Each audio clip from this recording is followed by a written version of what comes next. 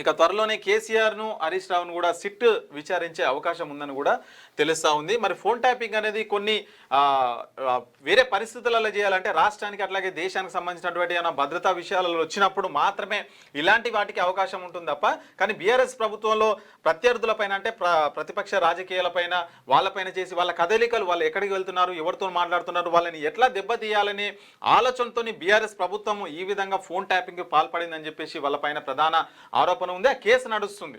So దాంట్లో భాగంగా ఇప్పుడు కేసీఆర్ ను హరీష్ రావును కూడా సిట్ విచారించనున్నట్లయితే మనకైతే వార్త అయితే ఇంతకుముందు ఒకసారి పోయి ఇక్కడ బీఆర్కే భవన్ లో పోయి అంతా సమర్పించి వచ్చింది కదా, వివరించి వచ్చి చెప్పిండు కదా.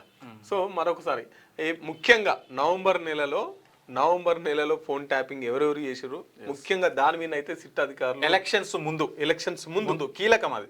ఎలక్షన్స్ ముందు డిసెంబర్ లో ఎలక్షన్స్ అయినాయి.